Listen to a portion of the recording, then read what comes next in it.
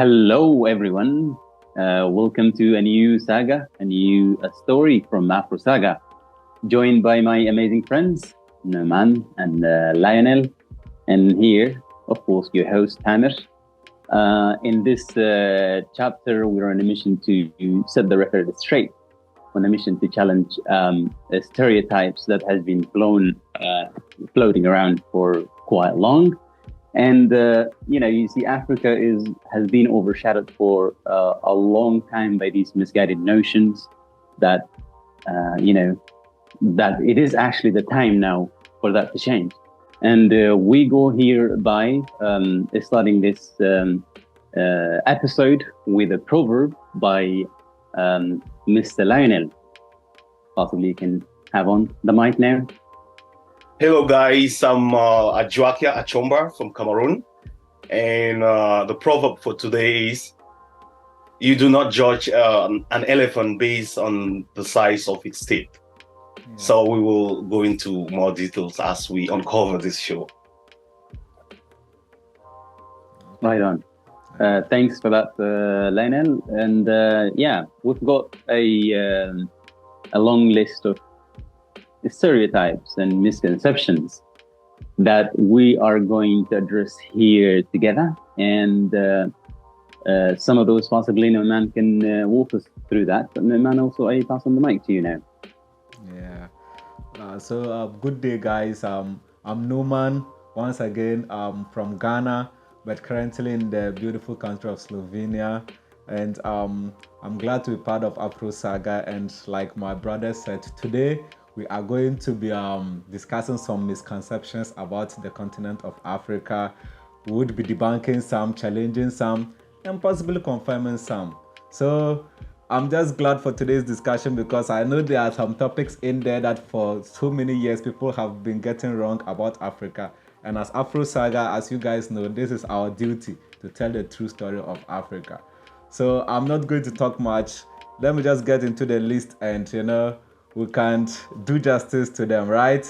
Are you guys ready? Yeah. Yeah. So the first misconception on our list is Africa is a country. Oh yeah. Yeah. A lot of people think Africa is a country. What do you guys think? Yeah, really. Believe me, on my personal experience, I can say in numerous occasions that Africa always gets to be referenced as a one place or a one culture. I remember, especially in this, I've had one in a seminar where it was kind of discussing cultural related aspects of different regions of how, for example, as an example, marriages happen in some part of, Middle East, some part of, namely on those ones. But when it came to Africa, they refer to Africa as, marriage happened in Africa. Like, it's just like one place. Yes. It is so surprising to me. It was so surprising to me. I was like looking at this, the person who was doing the seminar, like, how can you summarize or like sum up this whole continent into just like one marriage tradition? In Sudan, for example, where I come from, in each village, if you just move a few meters away, you have a complete different culture on how these marriages take place. And this is how also being portrayed quite long in the media, where Africa is just like being referenced as just like one place, Africa. It's like, 54 plus countries. And each country has different ethnic groups living within the country. And it's just quite surprising to me as an African to kind of try at least to challenge that, because like something is too obvious. So yeah, it is something that we have to kind of highlight always. It is not a one place. And yeah. Yeah, I also think that it's normal. I think it doesn't really make sense to me to think that Africa as a continent is just one people or one culture or one language, because look at the other parts of the world. they are all diverse. Look at Europe, for example. It's not just one country in Europe. You go to, Exactly. Asia, it's not just one country in Asia. So I think it's a little bit harmful to think that Africa is just made up of one people. So yeah, it's right to dispel such a misconception, right? Yeah. Like the saying goes, that one monkey spoils all. And I feel like this is affecting Africa in a negative way, because if somebody has an encounter with a citizen of South Africa, then he meets somebody from Sudan maybe the next time, he just assumes, oh, this South African experience was bad. Then since they think we are like one continent, they just try to judge us all. And I think it's only right we really correct this to let them know Africa is a very huge heterogeneous collection of people, different countries, different tribes. Ghana, we are only 30 million. But trust me, we have more than 100 tribes in there. And like you said, when you move just a few kilometers away from my city, they speak a total different language. They are a different group of people, which ideally, if it was probably like the European setting, they would have been another country on their own. Because see, Exactly. we have countries like Slovenia that has like around 2 million people, and they are a country on their own. In Africa, you would have a tribe, like say my tribe like this, we are almost 10 million group of people, but we are still in the same country with our neighbors who are almost 5, some are 10, and we have the Ashantis who are even like more than 20 million. So imagine, and still people think we are one country. So yeah, guys, like you've heard from the true sources, Africa is not a country. We have about 54 countries and some other territories around. So that one is cleared, right? The next one is Africans speak one language, and that language is called Afrikaan. Oh yeah, believe me, I only know that language from the menu on Google Translate, as it comes in the top of the alphabet. Yeah. But nothing that I know about that language, for example. Yeah, but I think it's an actual language. It is It's primarily spoken by South Africa, by people South from a tribe in and, South Africa, and Namibia and those countries around the Right. southern part of Africa. So yeah, it is a language, but it is not the official language of Africa. Yeah. Like I said in my last submission, we in Ghana alone has more than 100. What about Sudan?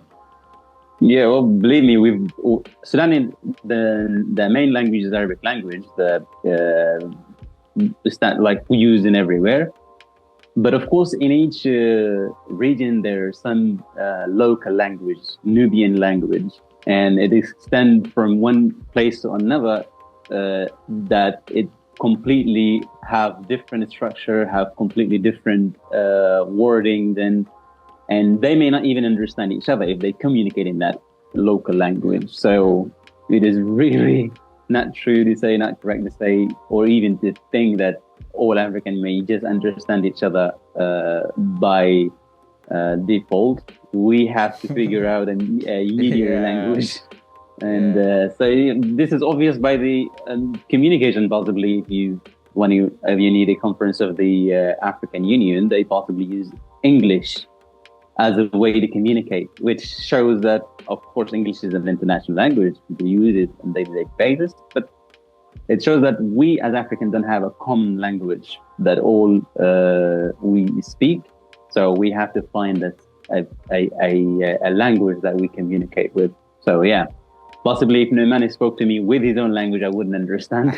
No, not a chance. And if I spoke Arabic, Lionel wouldn't understand me either.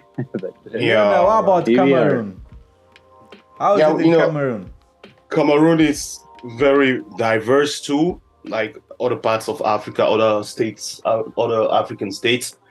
We have a lot of dialects, We have the two official languages, that's English and French. But apart from that, every tribe has their own dialect. And it's just like we've been talking, you move just few kilometers away from one tribe into another and you're completely lost in terms of language-wise. So Yeah, sometimes, depends on the proximity. Some dialects are similar, while others are completely, different. New words, new, annotations and things like that. Wait, so Leo, yes, how important are these local languages or your tribal languages like to you? of course, interesting question. And we are all coming from a place, and we call that place home, and this is our identity. So every tribe is identified by its language. So if you don't have a language that's yours, a dialect, then you are definitely some kind of a lost person in Cameroon. So, and that's also like some kind of a cultural identification. So each tribes, they have their culture, they have their history, they have their language, and they have their, some kind of routine that they that separates them, right? that categorize them and separates them from the rest of the territory. And each region has its traditional head or chief or ruler that who's closely working with other traditional heads or appointed people. And most times these people are not just appointed. It's like it's hereditary, like it runs in the family. So you just cannot be a chief or a quarter head. The monarchy in UK, right? That's something similar. That kind of a system or structure. So and these people, the thing is, these people are well respected and they are connected somehow to the government, because before a state establishes its administration in a place, they have to work closely with these local traditional rulers, and it makes the process goes. Mm-hmm. It's almost the same thing in Ghana. Each tribe has their traditional rulers, and also their languages separate, and just like Cameroon, these languages mean a lot to us, because for us it is our identity. And as I'm talking now, there's even a push for we to start teaching in our local languages, which I support a lot, because at the beginning of your education, like maybe at the primary level, you find a lot of kids are not able to really understand what they are being taught, because their mother language or their primary language is not English. So imagine you explaining some scientific stuff or mathematics to somebody in English or in a language he does not understand, but if it is going to be done in the local language, because I come from the tribe of the Gombes and our language is called Dagbani. If you right now just speaking English, maybe you can see I'm not that fluent, but trust me, if this was going to be Dagbani, I would talk your ears off, because I'm born with it and this is my language. So definitely these languages mean a lot to us, and at any chance we get, we try to protect it and we try to preserve it. And permit me, John, interject a bit. The African people I look at this as some sort of advantage, and on the other hand, a disadvantage, that we have these various languages that, some people might now look at our struggling with English as a fault, like a defect. Meanwhile, they don't know that we already have our languages that we speak fluently, and we are not really English people, So you just cannot. Yeah, this is just also another way that sometimes in the movies or in the media, that in a way that to show kind of they have low intelligence, they show them speaking in a very bad form. And we've seen this basically when they, for example, bring American movies, supposedly, because they're the main producers. When they bring someone from a different place to kind of take part in that movie, they don't, even if that person speaks very well English, they don't have him speak either in his own native language to communicate, to show that, okay, this is a foreign person, No, what they do is they have that person speaking a broken English to question his intelligence or their intelligence, to kind of show a superiority once they can't, eloquently or articulate their concern or communicate, meaning by default that their intelligence is in question. They have a low IQ or whatever that might be, but quite something really to see. That's a good observation, because this used to be something in Ghana where like people would question your intelligence based on how fluent or how good your English was, but right now, as we are talking, there's like this new movement of like we the youth who are like really like disassociating with this mindset, because we know if an English person cannot speak my language and he still thinks he's intelligent, why is it that if I can't speak his language, I'm less intelligent? You understand? So now, if you come to my country and somebody is busy like trying to bluff with his English language, people just don't see you like that. Like we don't measure your level of intelligence by how good you are at the English language, because if you can speak your own language fluently, and then maybe a foreign language you are not really good at, why do you think like I'm less intelligent? But there's something, Leo, we almost forgot. Mostly we the West Africans, we have a common language. The pidgin English. What's up, man? How you doing? I do, bro. It's there. But this now, it's like a Nigerian. For us Cameroonians, we can just say how for bro, how for you, how things. How for you, but Nigerians will like how far, wait till they happen, things like that. Waiting to happen. Yeah. I'm not sure. Tamari face Sabi waiting with the yarn right there. Tamari wait till you feel with the yarn here now. I swear, I get lost sometimes when I hear, especially especially trendy songs now that are coming out from those regions. Yes, and supposedly they are English. Yeah, supposedly they are English, but when I listen, I distinguish no words. It's just someone saying things in the background as if it's a completely different language. It's very unique. Yeah. It's a pidgin. It's almost like our, not just almost, but it's also our identity for Ghanaians or Cameroonians, Nigerians. This is a big deal for us, man. Well, believe me, initially when I moved, for example, from Sudan to Saudi Arabia, I lived there for 10 years, but there are a large number of those coming from Asian countries like India and Pakistan, and those obviously have a very other, like completely different, distinct English accent.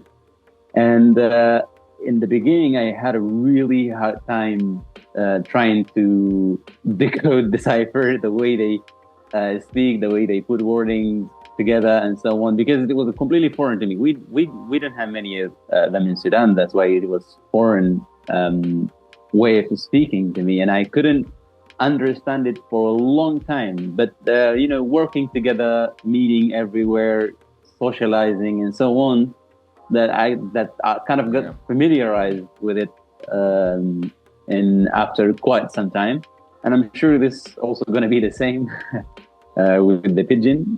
Haven't had it also much around in Sudan. We don't have that. Tamil, the location. We can teach you. You just hang around us for a long time, and it will be automatic learning process. So it's easy to learn. And you are an African. Don't forget that. So it's easy. So the next item on our list is everyone knows everyone else in Africa. Everyone knows everyone else in Africa. Yeah, but that could be true, because I know you, Norman. You're from Ghana, and Tamir is from Sudan. But when we were back in Africa, we didn't know each other. I'm just joking over here. Totally. Yeah. It is really something. I've had experiences where I've been asked if I know that person, where actually the person was from Ghana in that event, and. I was surprised because I've been asked, I haven't been introduced such concept before, and I'm like, first I thought to myself, why would why would anyone ask that? Okay, just because they are dark skinned as well. And that's of course a common thing, but as a geography or a country where we come from are completely different. I just knew that person in that event, haven't actually had any idea about him before. And this is equally like, you can't question someone from Italy if they know someone from France, or someone from Germany knowing someone from UK. Supposedly, this is the same country, same continent, and similar skin tone, but backgrounds are completely different. Geographical locations are completely different. Not necessarily we all know each other. Yeah, I've had a similar experience. This was in the US back in 2018. I met this lady who came to me and was talking passionately. Oh, yeah, excuse me, where are you from? I said, I'm from Ghana. She was like, oh, yeah, I know this guy. He's from Kenya. Do you know him? The name was Daniel. He's called Daniel. He's from Kenya. The way she was talking passionately.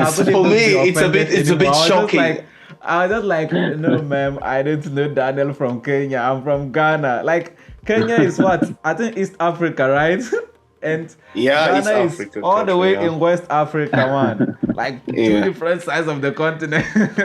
I'm actually surprised because I would imagine that US has a lot of Africans, and they definitely, US locals should know by now that we are quite diverse a continent, So that woman must have not come across an African before that. I don't get it. Why? If she knows Daniel from Kenya, she has met some Africans. I don't.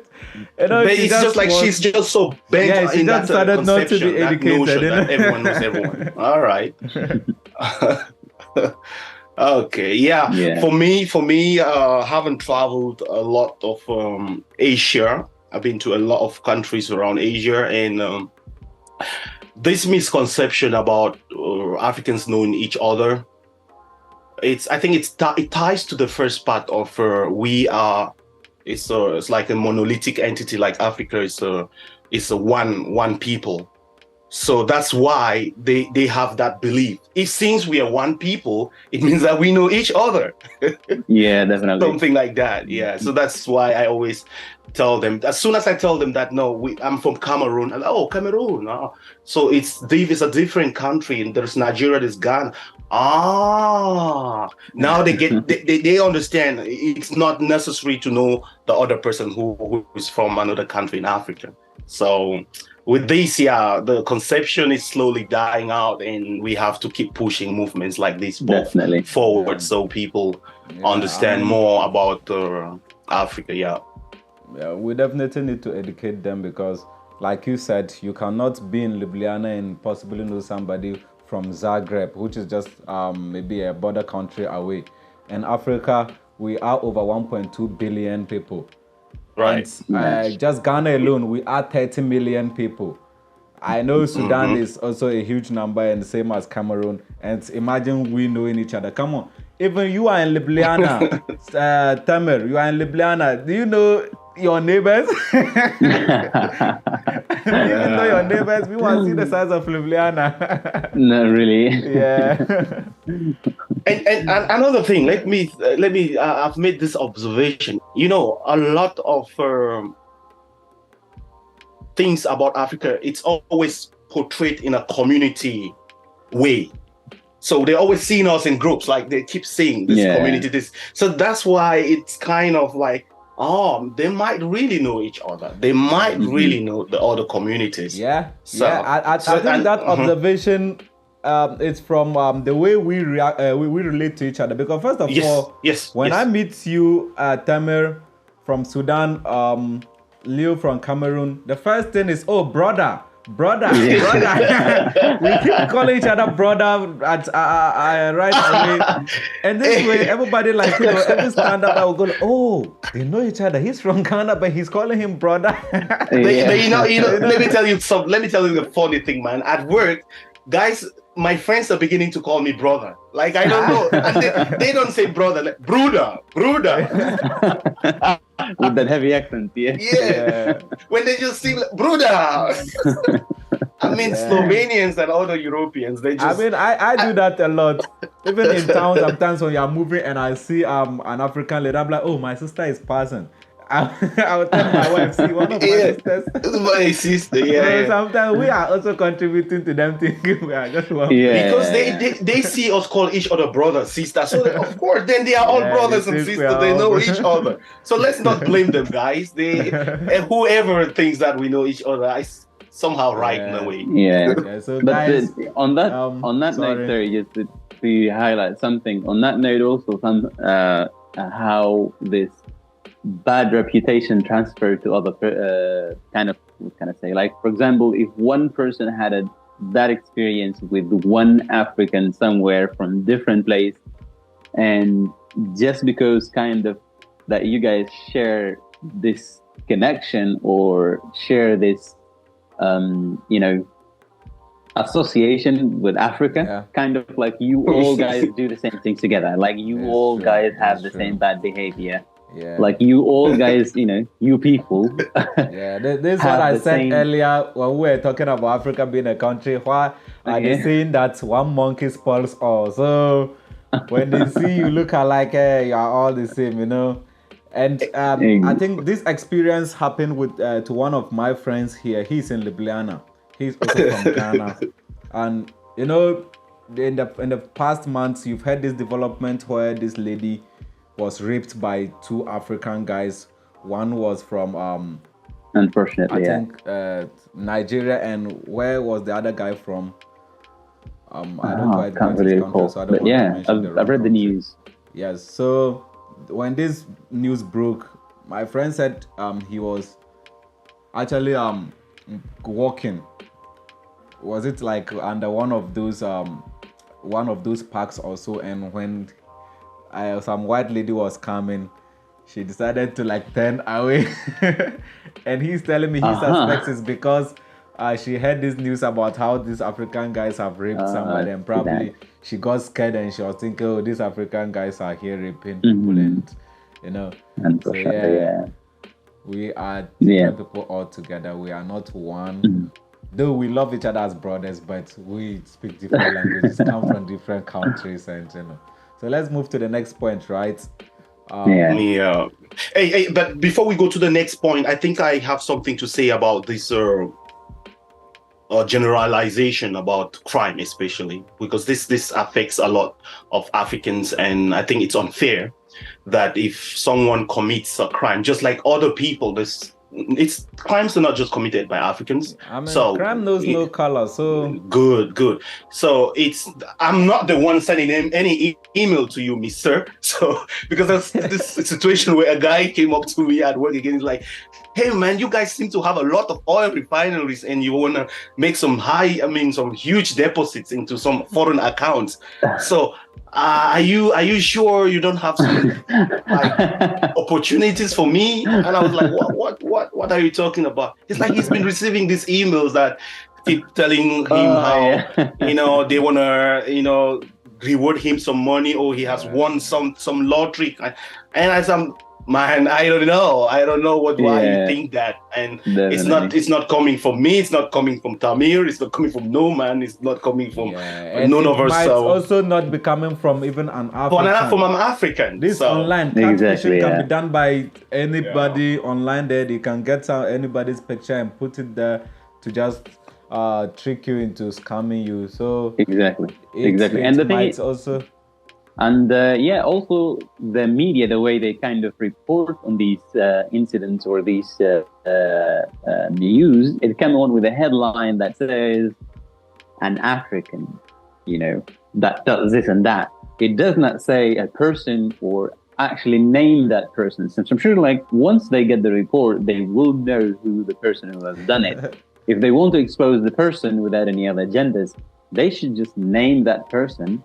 And if you wish, you can even mention his nationality. I mean, this is at least so that may affect even the people from his country as well. But as an extra measure, if you want to go that extra mile to specify the person's origin, you can do so. But when you say an African, you kind of brush paint the whole continent to be culprit on that person's motive or intention to commit a crime, or that have that at least notion that that crime associated with any potential person coming out of that region. Yeah. So it is quite unfair how media narratives feed on these stereotypes that crimes and things associated with Africans as well in every community. Yeah, and that's why we have platforms now like Afro Saga to to dispel some of these things and keep this record straight and accurate and factual. We don't want to be perceived as people that we are not, and we are getting tired of all these misunderstandings and continuous misrepresentations of our continent and our people. And we are here to not just support our people, but to say that narratives should be fair and should be well researched, not just for Africans, but globally. So it's important. So the next point on our list is something that is a bit controversial, if I should say. Yeah, because a lot of people have this misconception about African men, and it goes African men carry big loads. Big load. Yes, we carry big loads. I think yeah, we are people, we are diverse people, and talking about physical strength, of course, yeah, African people are strong, so we can carry big loads. Of course, we can carry a lot of heavy stuff. Yeah. So what are you talking about, man? Literal. Tamer, do you think when they say we carry big loads, it means we can carry stuff on our head? Thoughts might you say. I mean, believe me, this narrative is being faced in almost every place that one faced with such, I can't say just a misconception, because one might confirm and one might deny, even us Africans, but it is dealing with other people on the basis of such a thing as, by big load, insinuating the length of organs and so on. It's just minimizing a whole person into just a sexual object or a servile element that one can use for pleasure. It's quite unfair to a whole nation that not to be discredited and to be looked down upon as just a mere object, or basically objectifying the whole nation to kind of feed on this idea that just Africans just are basically favored in situations because of that, or and so on. And it is not really, I believe, a good thing to just brand ourselves with such thing. I mean, what you are saying, like, I really like it, because I find some of my brothers always trying to celebrate misconceptions like this. To an extent, we even have some sayings that are backing it up. Things like, once you go black, you never go back. Exactly. All these sayings, just trying to confirm that, African men are more like into this sexual stuff, and then they are more like, that's where like their strength lies in, you understand? Which in a way is like objectifying us, and it is not good. African men, we are as intelligent as any other man, and we are capable of keeping any relationship, even like, if it has nothing to do with our sexual organs, and we should be respected as such, and not just be always tagged as, we know why she's with him, we know why she's with him. Come on. And to add more to that, we will have to refer back to our proverb for today. you do not judge an elephant based on the size of its teeth.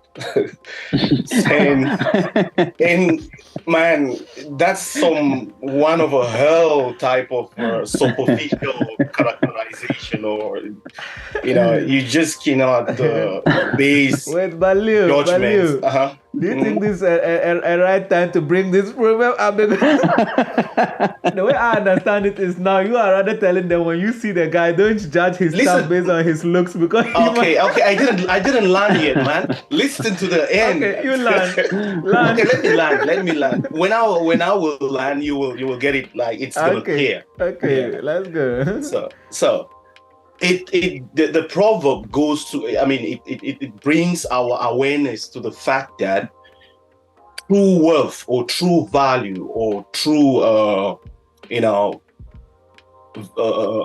substance, that you cannot judge someone's character or worth or value based on superficial aspects or what you see. Okay, I'm big, then what? Does it make me a good person? No. You understand? So you do not. It's not about it's not about physical attributes. It's about it goes beyond that to be able to to establish relationships, to establish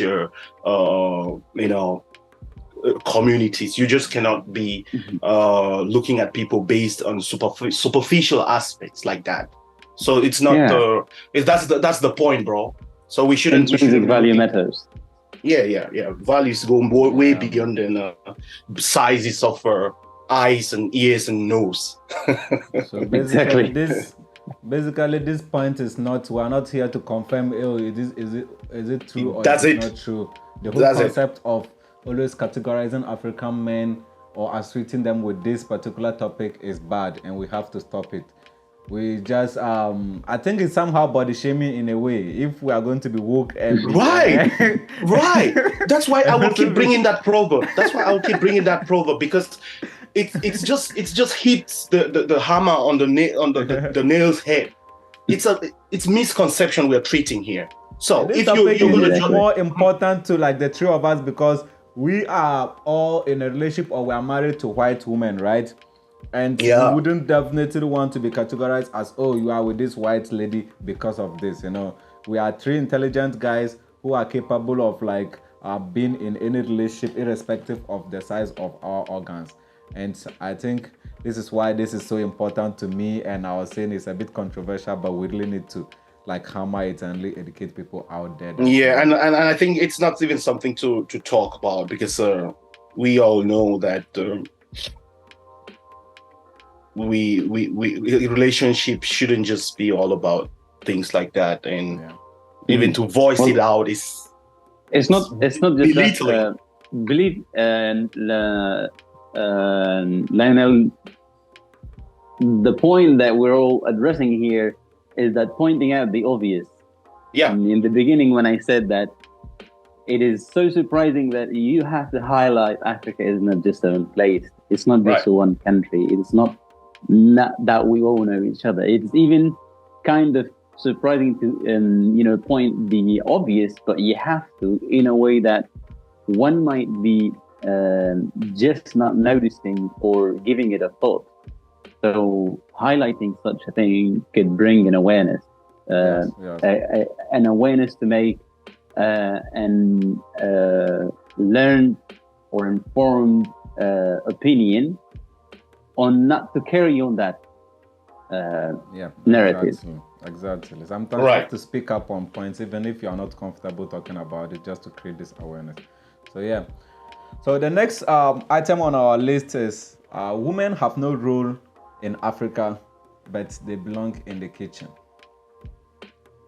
Yeah, that's another harmful misconception, because we do, African women, they're doing pretty well. The women, they're getting more skillful. They're in leadership positions. They're the vital part of our society.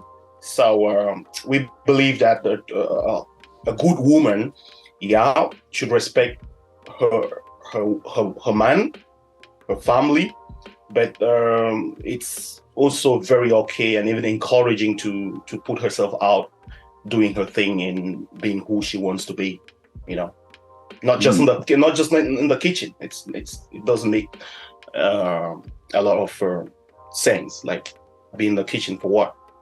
She's not a slave. Well, these are kind of medieval, outdated, I could say, notions that we get to place women where we desire. This is not something real. If one just click through, for example, the news updates on what is being, for example, going on in Sudan, and how, for example, the revolution that toppled a dictatorship of 30-year old was primarily women leading protests and demonstrations in Sudan, where they were the main organizers at the forefront of each protest movement that led to that outcome. And of course, in that say that also there's a fight for their rights, a fight for a fairer society, a fight for democratic governing system, a major player in the field for having that all change take place. And it is not just a kitchen or a place that one might think as lowering the status of a woman as not to be a full and independent character, citizen, or part of society. And surprisingly, one could also highlight that in one part of Sudan, before it separates on the south of Sudan, there are some tribes, the women are the breadwinners and men are the housekeepers, for example. Wow.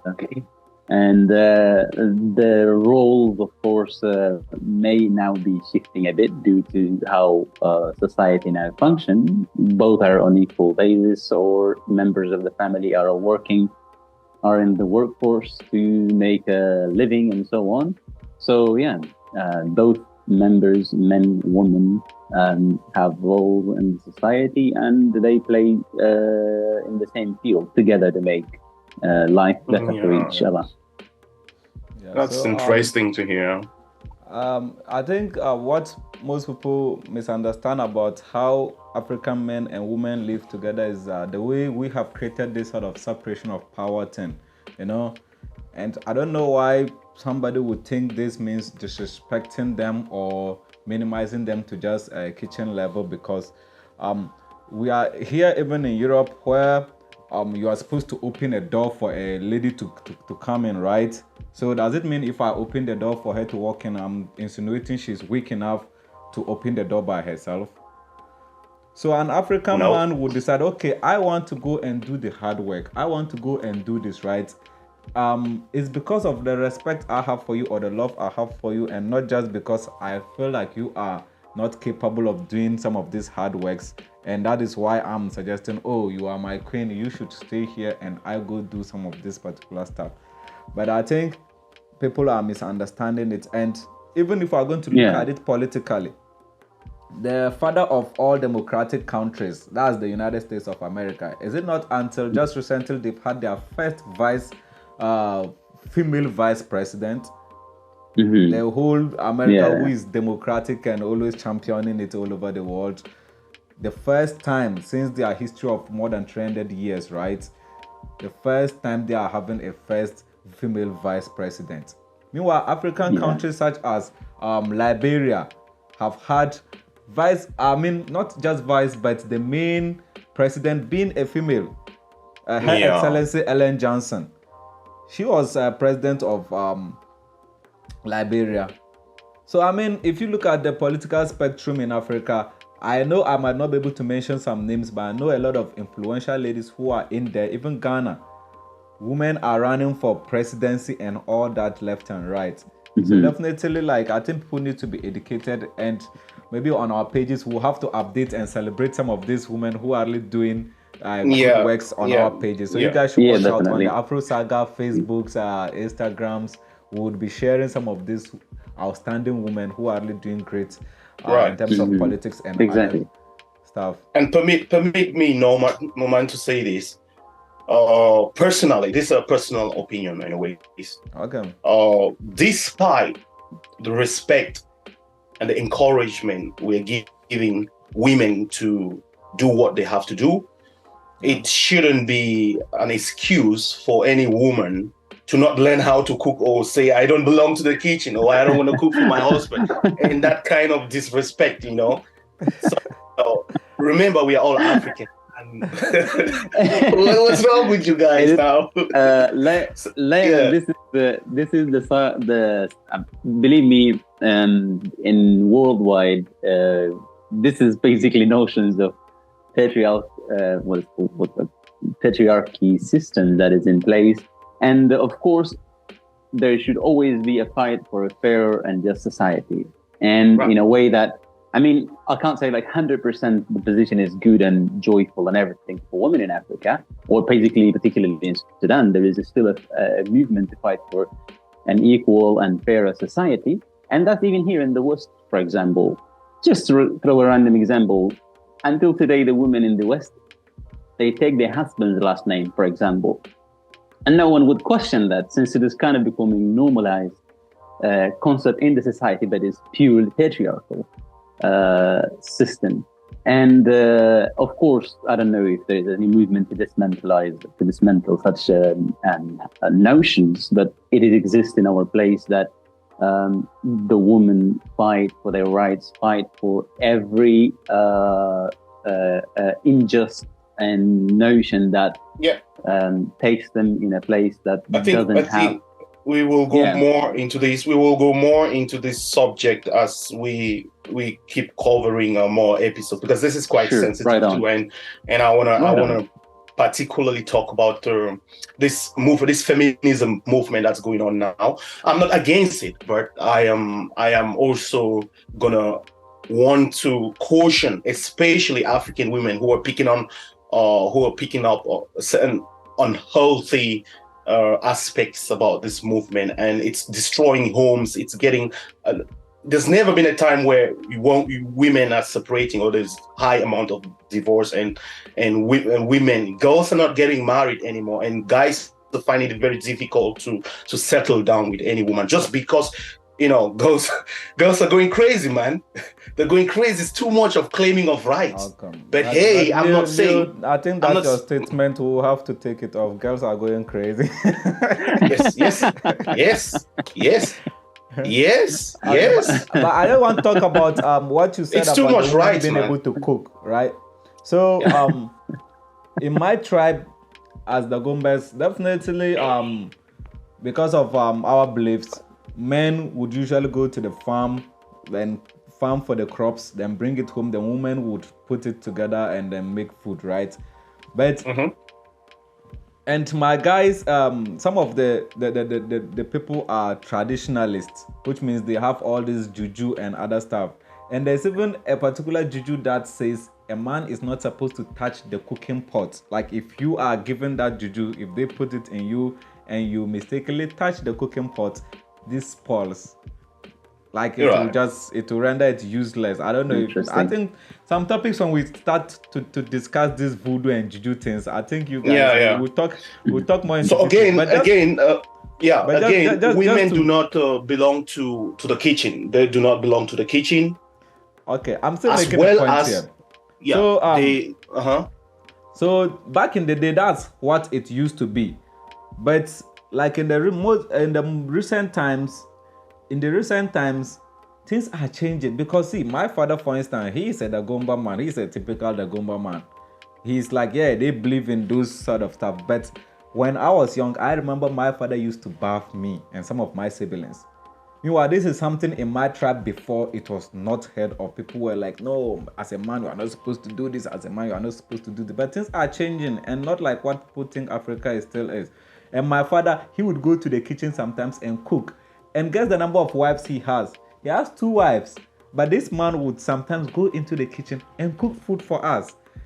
So things are really changing, and Africa is not like, what people you think like back in the day, and then men are just very rigid and forcing women. No. African men are different, or Africa in general, the society is changing, and women are free to do whatever they can. And for learning how to cook, Leo, I think it's everybody's duty, because if I cook for you guys, Exactly. I don't think you go to any restaurant again. Of course, and I'm looking forward to that, man. Like, Yeah, let's and you remember we had set this to go on a cooking competition, me and you. Okay, you challenge me to a cooking competition, Yes, huh? we are challenge you, man. We will see. And both our partners, our women, gonna be there. Yeah, they're to going make to this. it, huh? Yes. We could even record it, man. It's gonna be Afro Saga. You guys come that day, and you guys should be looking forward to such moments. You guys should let us know if you want to see that competition happen right here on Hell Afro yeah. Saga. Yes, if you guys wanna see how I'm gonna make Norman feel we would see. he needs to learn more about cooking. Okay, so the next one is man and wild lives together. So basically, we live in the wild with the animals. Man and wild, like we live on trees and no civilization, basically. At this point, I would like you guys to weigh in first, because I have an interesting story to tell you about this particular point. So you guys should start. Okay. Yeah, let me just go ahead and give my own point of view on this. Africa, guys, from all over the world, it's not a wilderness with men and women on animals, wild animals' backs and playing all over the place. We are not just a savannah, and we are not just our main activity is not just safaris. So we do have urban areas and rural areas coexisting together, and in order to have access to interact with wild animals, there are places designated for this kind of things to happen, like zoos, like national parks. So you don't see animals on the street, guys. You have to go to the park. You have to go to the zoo to be able to interact with animals. And Africa is really, really not just a wilderness. Yeah, it is. Yeah. I mean, believe me, I personally haven't seen a lion until I was in high school or so, that we visited the zoo. But it is not an everyday thing that you encounter an animal on the street, or a wild animal in the street, and that we live. There are so many big cities, and I'm sure that, of course, again, this comes back to how media feed on such notions and movies that are created about Africa. Like those imaginary countries are made up in Africa. Wakanda might be, or the other one with Eddie Murphy. Exactly. And all they show is just a man with fighting a lion, or that's a kind of like a manhood expression where the stronger gets the lion by their hands and so on. It's not. There are very advanced, civilized countries, cities in Africa, and at the forefront of this, if you just Google, these sort of like Google images can be the fastest way to confirm such a notion that are untrue, but it depends on which keywords again you use. If you write safari, you will get safari images, but if you type cities, you will see a street view of how reality is there. It is not just the broken homes from mud and hay or hair. There are just as not much of a difference as you see here in a European city, and well developed. Africa has some very beautiful cities, and like you said, it is just one Google search away from you discovering some of these beautiful cities. And I remember maybe I would say it was maybe a bit back, and that was still even like quite recent, because just as far back as 2009, I don't think you still have an excuse, even if it's 2009, because by 2009 internet was popular and then there was search engines all over. But still, I had people confront me in the US asking me how I managed to get to the US. People ask me, oh, how did you get here? Oh, do you guys have houses in your country? Do you guys see Oh my on trees? I cannot even believe how that can be coming from USA. And for me, maybe right now, thinking about it, I don't think I did justice what I was doing to them, because I would just either push them off or give them a cheeky answer. But now I was now thinking about it, I should have taken my time to really educate them, because these guys just needed education probably. But I usually get angry and just tell them like a cheeky answer and move on, But I just don't blame them completely, because some of our brothers are using this to their advantage. Because while on that same trip, there was this guy who was from Tanzania. This Tanzanian guy, he had ambitions of staying back in the US. And the way or the method he was going to use was like just tell them all these wild stories about how it's very dangerous where he's living. This guy would tell stories like, oh, in the evening his mom could be cooking, monkeys will come and push down their cooking pot. Sometimes they wake up in the morning only for a snake to be lying next to them. Like sometimes they will be in the classroom, a giraffe will bring the neck and then try to chew their books. And I just imagine some of these Americans, their faces when he's telling these stories, they're like, oh. And trust me, by the end of the program, this guy actually got to stay back because people started doing fundings and stuff and they supported him. Unbelievable. Wow. So some people have ambitions that they want to like use this narrative to push.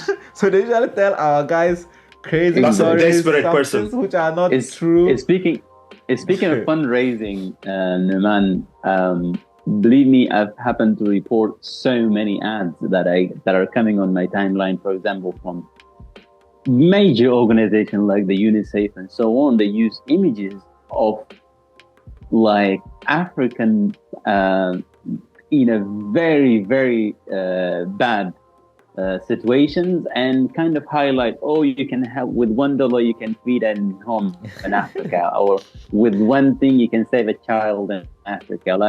And even here in Europe, where it's funny to say that finish your dish because a child in Africa is gonna be hungry or something like that. Yeah. This is all feeding the narrative.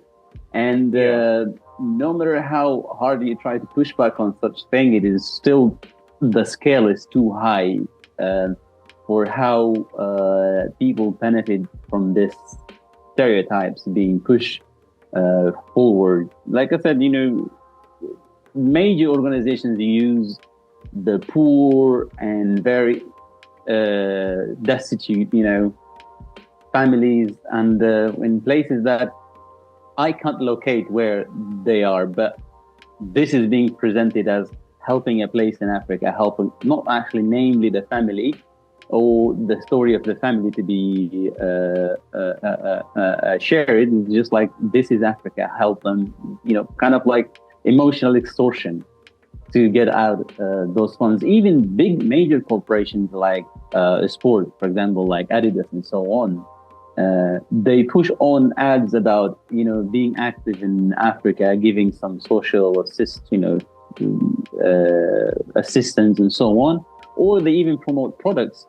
When they bring streets from Africa, they bring a very poor and very underdeveloped images and content to showcase them being active in that region, or promoting, catering to those people in that area. So something we definitely have to challenge as well, continue to challenge. Yeah. And this is Tamil, when I had a talk with Fred, he explained to me what happened some time ago in Ljubljana, where there was like a picture, some UNICEF promotion of some donation thing. And the image they used was like this skeleton-looking, starving baby, African baby, that's that really draws people's attention, and it's emotionally really manipulating. So exactly. I haven't heard of that story. The African community here in Slovenia, they had to protest, they had to fight for that to be removed.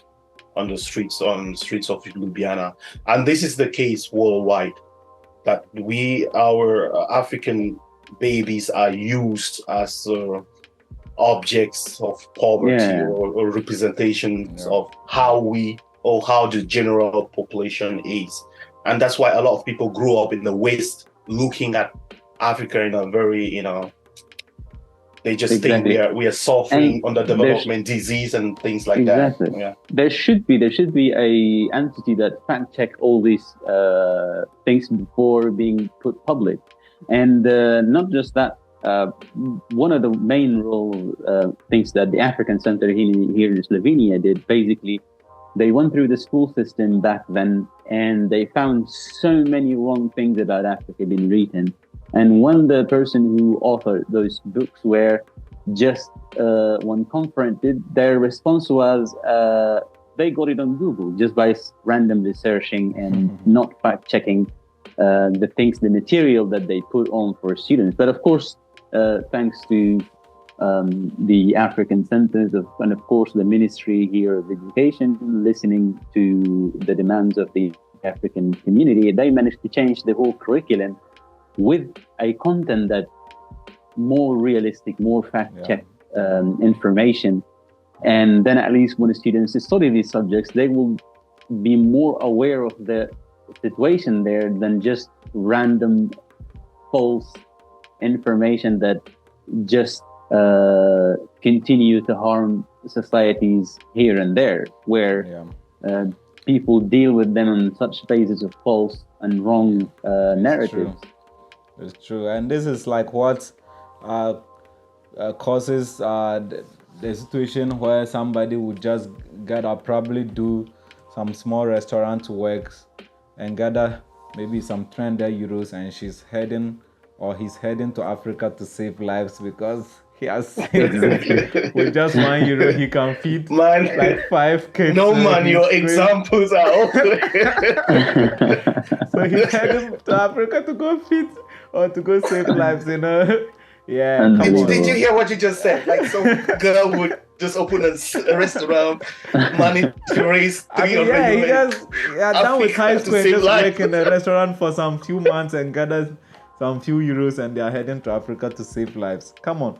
And nobody's saying like age and stuff are not good, but I think at the point Africa is we don't really need that much help like people think we do. We are capable of like solving our own problems from within, and I think we should not just be viewed on a worldwide scale as, oh, these guys are just waiting for a handout. They are just waiting. Their personal problems can't be solved from within, but it has to come from like outside. And we all know the narrative, how time in the past, some of this did not come as that. Most of these helps are mostly Trojan horses, which are presented to you. Exactly. End up, I think this is a topic for another day, but it's huge, man. It's a deep one, But Africa, we are developed, we have technology, we don't live in trees, So the next item on our list is African men are not romantic and are physical abusers. What do you guys think? Physical abusers doesn't sound good to me. And that's why you have to talk. Yeah. That's why we have Let's to set this record. Let's set the record straight here and now, man. There's no time to waste on these things. We as African people, just like any other people in the world, we try to be as good as we can, and as we all know, no one is perfect. So we just cannot be generalizing. It's important to not to avoid generalization and to focus on personal traits that are helpful or that could be of value to society. We don't want to be looked upon as abusers, because we are not. A relationship is based on the man and the woman. So sometimes there are challenges in the relationship, but I don't think all African men are abusers or majority are abusers. We try as much as possible to follow our culture, which is to respect our women and make sure that the household or our families is as peaceful as possible. Are some men very abusive to the women? Yes, yes. And that's why we are also here to say that it's not good to promote such violence at home. Family violence is not okay. We should treat our women very nicely and respect them. And also it goes the other way around. But we should cease to feel that African men are abusive. No. I strongly disagree. Yeah, this is kind of like very poor narrative to even feed on. Like, what kind of statistics are there, for example, or from which part of Africa one actually have that kind of statistics? It's just kind of this is way of generalization and kind of just sometimes people try to think, oh, there are worse communities than we are, so let's be content with what we have here. And violence is never something one should condone at any point. And believe me, romance also is something that I'm sure it's almost everywhere. It's something that is, I really can't even find words to, back up or defend such weird notion. But yeah, here we are. It's ridiculous, I swear, to even think that just generically attribute such a notion as Africans are this and that, and because it's, again, it could be one have an experience with individual cases, and that's that particular, and those all blames should use that particular goes person. back to not what everyone. we said already. Just because you've had an experience with one person, that's not doesn't guaranteed necessarily you generalize it and attribute it to a whole continent made up of more than 50 countries. So, I mean, Exactly. from my experience with this physical abuse thing, having to be living in Slovenia right now, I've met a couple of brothers, African brothers, who were telling me a thing or two about this physical abuse thing, because that's the misconception. Everybody thinks African men are abusive.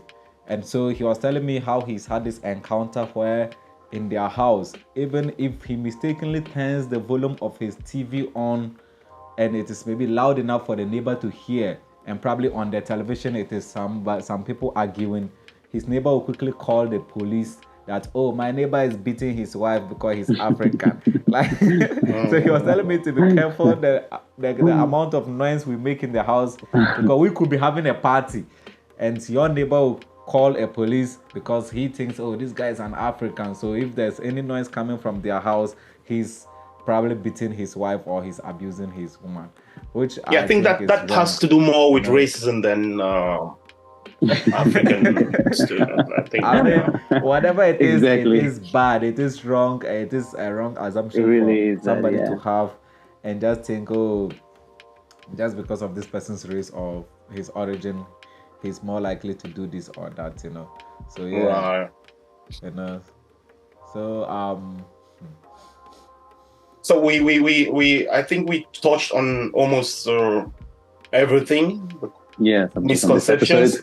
Africa is not just all about we shouldn't be associated with underdevelopment, poverty, and disease, and wildlife and stuff like that. We don't beat our women. Our women don't just belong to the kitchen. We are, pretty civilized people.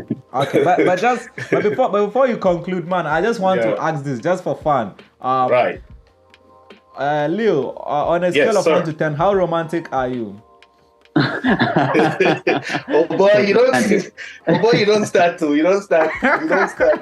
This no man of a guy always want to be at loggerheads with me. Always. I've noticed this, Tamir.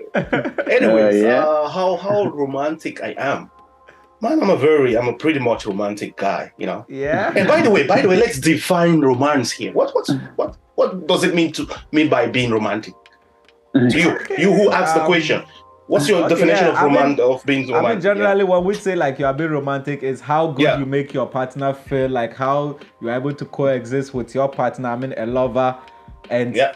like just make them feel good. So it could be stuff from compliments, from like the way you treat her in terms of like, oh, like helping around. How special you make her feel.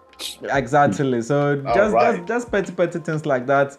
Maybe Yeah. in the European culture, they are more into buying her flowers, taking her out on a date, this Yeah. kind of stuff. And Okay, obviously, good. So let me answer your question. Let me answer the question. Yeah. Yeah. I'm a 10 or 10, maybe 11 on 10 guy because Wow. not because I buy flowers every day, Wow. not because I take my wife on dates always, but because when we have two kids, I have two babies with her, and this is the mother of my children.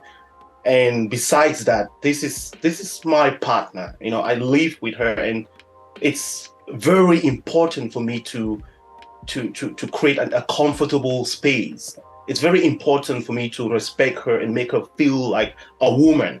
She makes me feel like a man. I make her feel like a woman. So this is what's important, and this is a pure romantic affair we're having over here, man. You need to come over and see how happy we are at home, and even my kids are already proud of us. I'm glad to hear that. That being said, yeah, I'm pretty much romantic. Yeah. What about you, man? Tell me, how romantic you are are not getting off. You have to tell us also. How romantic are you, Norman? Oh, come on, tell me first. On a scale of 1 to 10. How romantic are you, Norman? On a scale. No, come on, let Tamir go first. Okay. Yeah, Tamir, your turn. Yeah. Well, believe me, this is how relationships are sustained. To share that affection, to remind each other on a daily basis how much we appreciate, how much we love each other, how much we appreciate every single moment that we kind of live as partners. And yeah, I never get tired of reminding her how much I love, how much I like her. And the same way as well, she reciprocates the emotions. And yeah, I believe that's what romance is. That's what sustains marriages and relationships. Nice. Yeah. Now it's your turn, man. T-Baba, 23. Yeah, not just because like I'm on sports, but yeah, I'm 10 over 10, man. Because first of all, I mean, like you said, you don't. It's about how you make your partner feel, how you make them like feel special, and remind them how they are every day. And like I said, I also express it by way of cooking. Like when I cook, I knew you were gonna mention cooking. I knew it. That is when I cook that Ghanaian jollof, I don't think it can be any romantic than this, Yeah. But that's just by the way, So love language. Today's episode was fun, and you guys have anything to tell our listeners before we go? Oh yeah. Well, I would say thank you all for joining us today. At Afro Saga, we have amazing content, stories, and guests to host in here.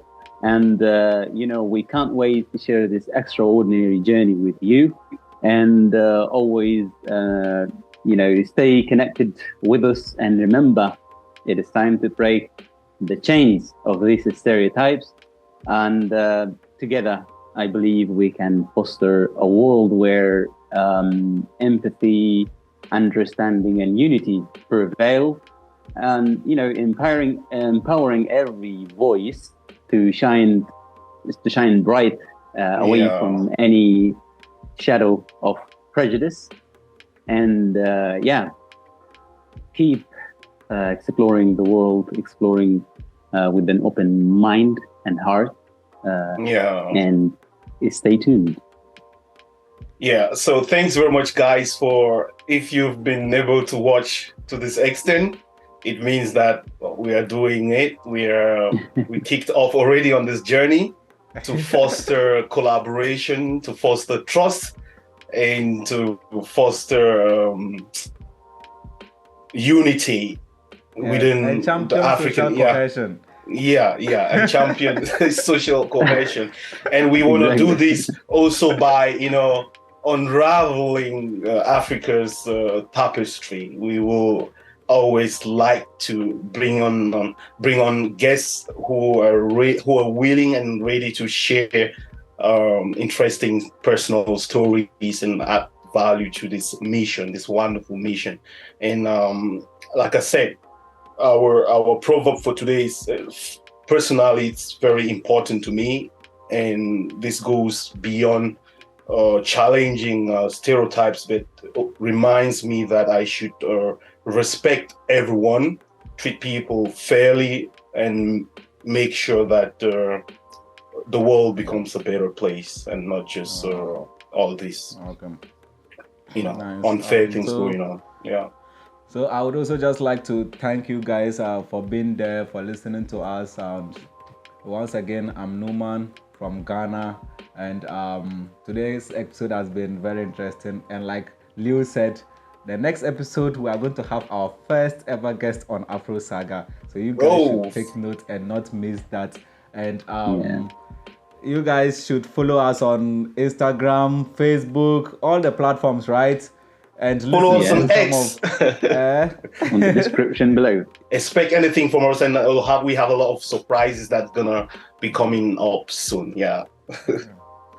Okay. So until next time, have a good day, have a good night wherever you are listening to us from, and we'll catch you in the next episode. Bye.